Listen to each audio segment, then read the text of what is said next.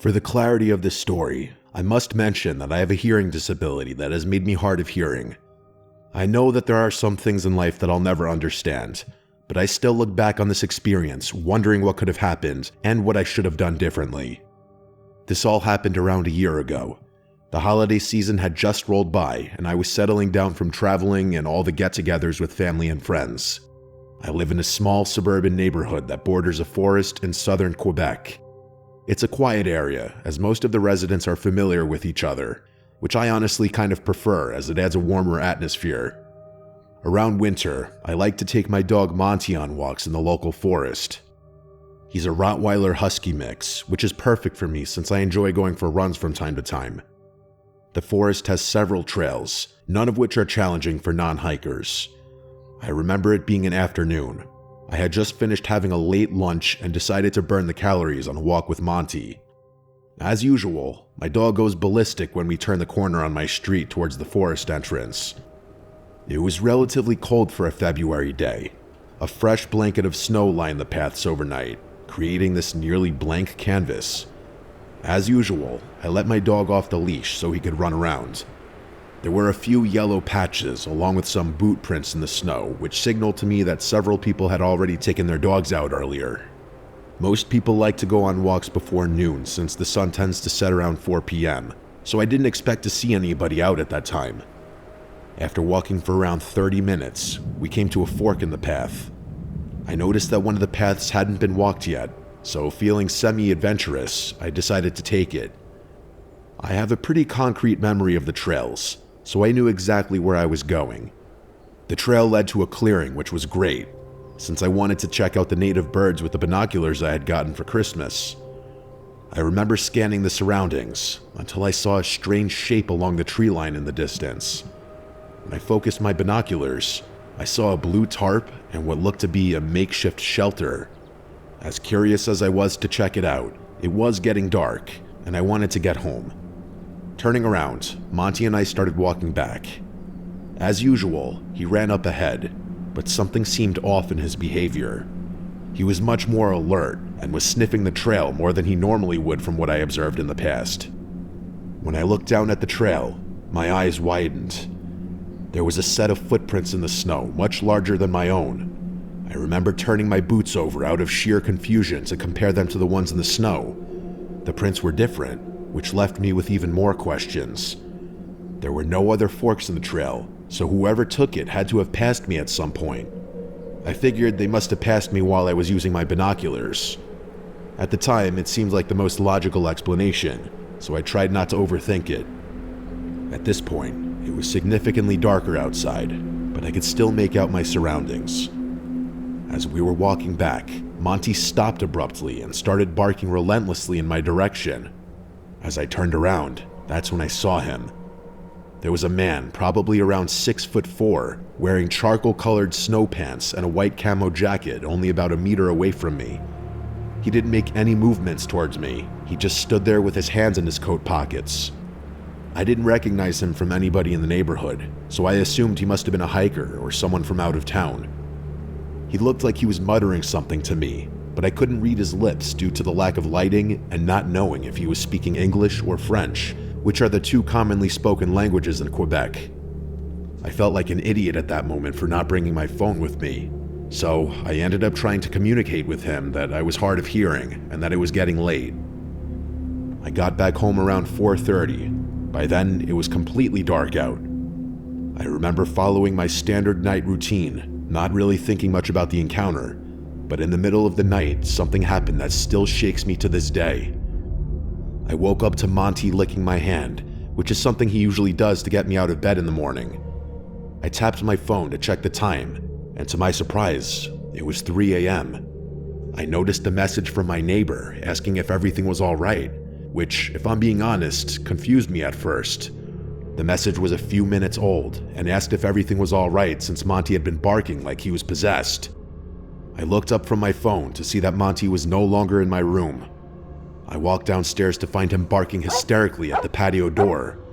As I approached the door, I struggled to see anything with my vision still blurry. I tried to focus my eyes when the motion sensor light turned on. At that moment, my heart sank. The man from the forest was standing there in my backyard. I didn't think twice to process any more questions.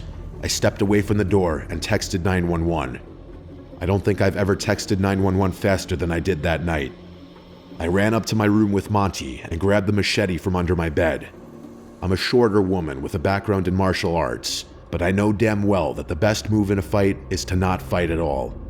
I sat there in my room guarding Monty and myself until the police came. With my heart beating out of my chest, I sat opposite from the door with Monty by my side. It didn't last long until Monty sprang up and started barking violently at the bedroom door. My hands were sweating profusely as I watched a shadow cast in from underneath the door. The movement in front of the nightlight suggested the man was seconds from breaking into my room. Those had to be the longest minutes of my life, as I anticipated the door handle turning or the door completely breaking in. Luckily for me, it never did. When the police arrived, I explained everything to them while they searched the property. The glass on the patio was smashed completely, but besides that, nothing was missing and everything was still relatively the same. The police found the gate in my backyard open. It leads to the forest, which is where they believe the man disappeared to. I let them know about the shelter I saw in the woods the day before. I took Monty and some of my belongings to stay with a family friend for a few days while I got the patio door fixed. I never got a follow-up from the police after the incident, but ever since that day, I decided to stick to roads when walking my dog, not trying to think too much about the incident.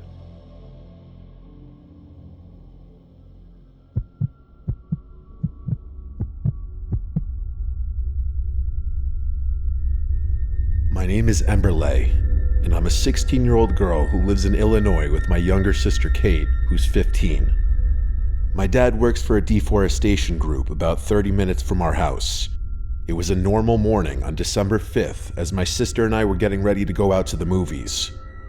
We decided to go watch a somewhat new horror movie, Terrifier 3, which had some Christmas stuff included in it. We all knew it was 18 plus, but nobody paid much attention. Plus, we looked older than we were anyway. We made our way to the movies and easily got in thanks to our appearance. However, halfway through the film, as everyone was anticipating the next scene, my phone buzzed loudly enough for the whole theater to hear, which really killed everyone's vibe as they all turned toward me with annoyed looks. My sister and I scurried out until I tripped, which was embarrassing enough. After we exited the theater, I checked my phone to see who called me. It was my dad, but instead of calling back, I received a text message that said something like, "Hey, would you mind bringing me some lunch since the small cafe in the woods is shut today?" I looked over at Kate, and she looked at me confused, but neither of us second-guessed the message since it seemed normal. We arrived home, packed some food for him, and took my car downtown to the woods. I've always loved that place and never felt uneasy there because it was large and secluded. The scenery was amazing, with a hill that led down to a lake perfect for fishing and photos. After a while, Kate and I got out of the car, and we walked down the path through the woods. I took out my phone to call my dad, but he didn't pick up. Confused, I looked over at Kate, who was just as confused as I was. Why wouldn't he respond when he just called us at the movies? I decided to message him instead, reminding him that we were at the woods to give him his lunch. After a few moments, I saw the 3 little dots on the screen appear, showing he was typing. He responded by telling us to walk down the small hill and wait for him at the lake, which we followed. The sun was slowly setting since it was winter, so sunset came much earlier. The sky had a beautiful radiant orange glow over the hill and down the mountain. Snapping out of my thoughts, Kate pointed down to the lake where a man in black was sitting on the deck by the water with his back to us. We guessed it was our dad. We walked down a bit more and stopped a little behind him.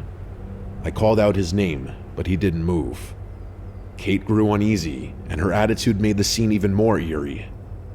I slowly pulled off the hood he was wearing and revealed a man who definitely wasn't our dad. Kate and I shrieked as he turned around and began waving my dad's phone around like a maniac, smiling like he was happy to see us scared. I blurted out asking why he was using our dad's phone, but he didn't respond. Instead, he lunged and grabbed Kate's arm as she screamed. Luckily, I was strong enough to pull her away, and we started running as fast as we could. The adrenaline pushed through us so much that I had never seen either of us run that fast. Behind me, I heard stomps getting closer, so I knew we were being chased. I didn't dare to turn around. Finally, we reached the car. I slammed the door shut and locked it as the man came to my window, then crouched down out of sight as I reversed and sped away back home. When we got home, my dad and mom were there. We arrived panting out of breath and explained the whole situation to them. My dad was furious and said his phone had been stolen while he was working, so he decided to come back home. He said the man must have taken his phone and messaged us. My dad called the police and filed the report. They used the IMEI number to track the device, which was still on the deck by the lake, and they returned the phone to my dad. They said there wasn't much they could do since the phone was already found. I thought this was the end of it, but I wouldn't be telling this if it was. 6 hours later, around 1 a.m., I got an unknown message that said, "I like that your house is lit only by your bedroom TV." I immediately went cold and pale. I paused the TV and heard rustling outside my window. My room was on the second floor. I shut my phone and listened. Slowly, I peeked through the blinds and saw the man smiling with a gun pointed at my window. I screamed and pulled away as glass shattered everywhere across my room. My parents ran in, followed by Kate. I screamed for them to crouch and told them the man was outside with a gun. When my dad went to check, the man was gone. Then we heard another loud bang and more glass breaking downstairs in the kitchen. We ran and locked the bedroom as Kate called 911. My mom hugged us as we cried in fear. Throughout the whole situation, I kept wondering how he knew where we lived. A few moments later, the police arrived and searched the whole house, but nobody was there. Kate and I explained the situation again, and one of the officers said they should check the car. Surprisingly, a small AirTag was found on my tire, which explained how the man knew where we lived and why he crouched before I sped out of the woods. The police told us they would patrol the streets and do everything they could to find the man. A few months later, he still hadn't been found, but he never returned, which I hope it stays that way. Me, Kate, and my parents are still traumatized by the situation, but mostly I felt stupid as the older sister for not being alarmed when the person didn't respond to calls and only responded through texts.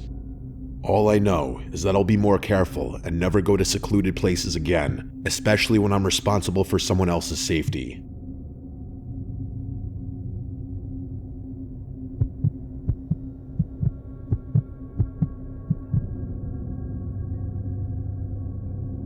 It was 2021. One word to describe my day: hectic. Work was a shit show. This was prime COVID time, so I was working from home. I was supposed to be meeting with my extended family upstate, and I ended up finally getting off a nearly 3-hour Zoom meeting for work a whole hour and a half after everyone else had already arrived at my parents' house. And that didn't include the next 2 hours or so the trek up to their house would take me. I filled up 2 cups of coffee in my kitchen to take with me before leaving. God knew I'd need them. The second I opened my front door, I realized this drive would be more of a shit show than I had originally thought. The snow and wind had already picked up since earlier that evening, and the streets were barely even plowed. The ground had at least 2 feet of snow already, and it was supposed to snow like this for a majority of the night. I had to be driving under 25 on most residential roads. My car at the time was also a really old, crappy Hyundai, which wasn't ideal for extreme weather conditions at all. It didn't have anti-lock brakes either. I'm a fast driver though, so when I got on the highway, I raised my speed to 70, which was probably a lot faster than safe for the conditions. I finally arrived at my parents' house around 9. They had begun dinner without me, but thankfully weren't too far along. A few drinks and gift sharing later, I started to lose track of time. I got so caught up in seeing my relatives I hadn't spoken to in a while that I ended up basically forgetting I still have to drive home, even as most of my family had started to leave. Once I finally got in my car to leave, it was past midnight, and at least another foot of snow had accumulated on the ground. I was buzzed, but I figured I was sober enough to drive home. Not that I condone drinking and driving at all. I was tired and simply wanted to get home. As I was heading towards the highway, I realized the roads were completely dead. I made the grave mistake of raising my speed to 40 down one particular road, because as I began to approach a bend in the road, I realized my car had gone into a skid. I tried not to panic, as this wasn't the first time I'd skidded. I started to steer into the skid and downshifted, but as I got even closer to the curve and my car still wasn't slowing down, I started to panic. My car went straight off the side of the road and into a tree, and the airbag deployed. I was momentarily in shock from the force of the impact, but thankfully, I was relatively unscathed. My car was ruined though. The whole hood was buried in a bank of snow surrounding the tree I hit. No chance I was pushing it back onto the road or anything like that.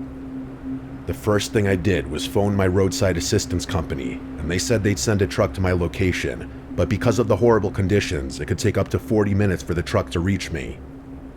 I was on a deserted road surrounded by forest and no houses for miles in either direction, so I decided to also call my parents and ask one of them to drive over and wait with me. My dad said he'd get in his car and drive over, so then I hung up and waited. As I was sitting there, I began to hear something over the sound of the wind howling outside. There were undeniably footsteps in the snow. I couldn't tell exactly from where, but they sounded somewhat distant. I opened the driver's side door and stepped out, looking over the roof of my car. I wasn't hearing footsteps anymore. Instead, I was hearing some new sounds. It was kind of hard to describe, but it sounded like some kind of wet slurping. I looked over to where I thought the sound was coming from, and I could see some movement by the tree line. It was dark as hell though, but I was pretty certain I was looking at a person. I called out, "Hello?" The sound stopped, but no one called back. I sat there for a few more seconds awkwardly, but no one ever responded or appeared to me. I couldn't see any more movement either. I was officially freaked out, so I got back in my car and locked the doors.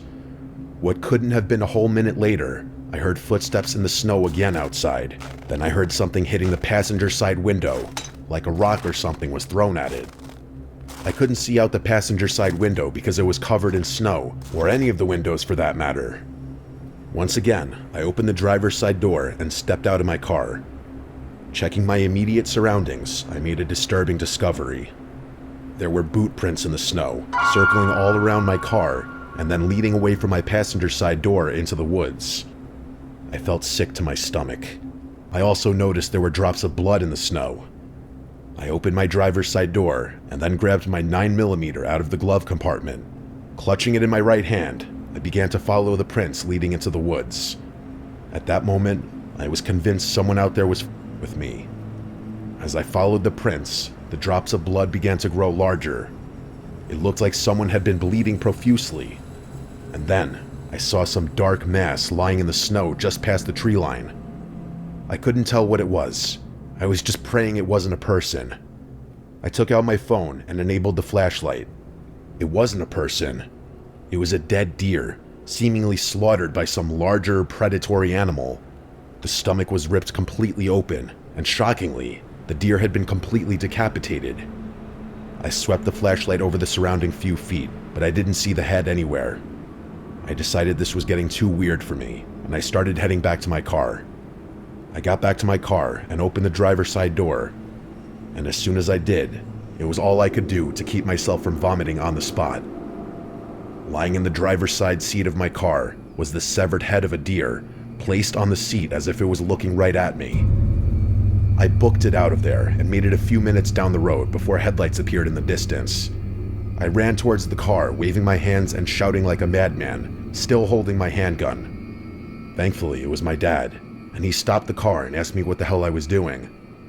I got in the passenger seat and explained everything to him, and I kid you not, he literally didn't believe me.